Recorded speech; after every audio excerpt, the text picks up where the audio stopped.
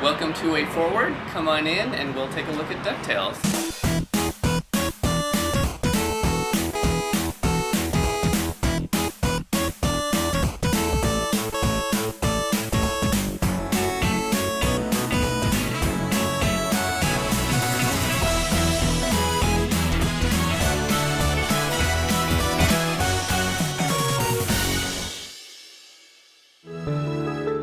First step in creating the backgrounds was to really study the NES levels. We had the NES maps, blocked out. We had the entire map from both a level design perspective and sort of a art layout perspective. We looked at the levels and to try to interpret, what the feeling was. For something like Transylvania, when you look at the actual original layout, it feels like it's broken into a few different areas. There's kind of a dungeon, underground, very brick area where it had the spikes. There's the entryway, kind of a foyer, and there's like doors and sort of some wood and some like wallpaper kind of falling off, and then the grand ballroom with the red drapes.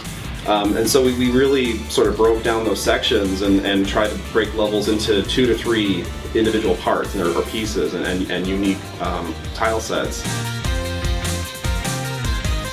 So in some levels, it is all just a big long either a series of rabbit trails or a big loops in on itself. And if you'd only know that you could start here and just wander in, you could get to the boss right away. And it seemed like, well, what we ought to do is make sure that players see a lot of the key or most memorable parts of the level. Like Transylvania would be kind of a shame if you never went and did the minecart. So we had this mechanism introduced early on to split up the nephews and have you go and find each one and put a kind of a mini boss there. I personally like the kind of cheesy Haunted Mansion feel of things anyway, so I fell in love with Transylvania immediately, from the mummy to the skeleton duck. I always liked the Transylvania level in the original game. That I'd say was my favorite because I liked the music and I always liked the bad guys. I love the skeleton duck and the mummy duck. And so I kind of gravitate towards that in the new game too. When we were first developing concepts and the look of the environments, we were having a hard time with our internal concept artists really trying to nail the Disney style.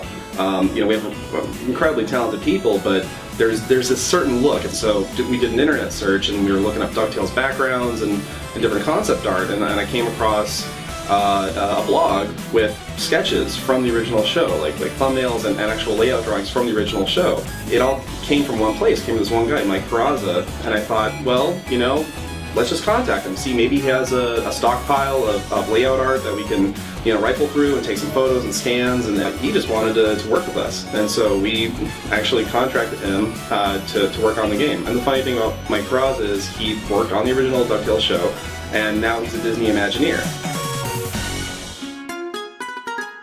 For the backgrounds, it was literally like taking, images right from the show and getting to convert them into these 3D environments. So it was absolutely a blast getting to sort of cut them up and place them together to create, the depth that you see in the game. And we would take the individual layers of that mountainscape and just sort of subtly take out, the contours of that mountain, make the forms that are closer to the camera actually come out towards you with really basic geometry, but the effect was actually really powerful.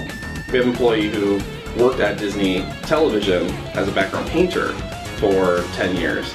And so after Mike Peraza would do the layouts, we would give it to our background painter, and he would paint the backgrounds to just look like the show. And he had DuckTales open in the background. We're watching the original episodes like while he's working on our DuckTales painting. So we started, rather than just with a concept, we started with what would be a finished background painting for the show, with every detail meticulously painted. It's funny, it ended up being very similar to the way old cell animation was done, with multiple layers for the backgrounds to start scrolling. So all the paintings are as high quality as you would do for something that would be completely flat and traditional, like some of the past 2D HD games we had done.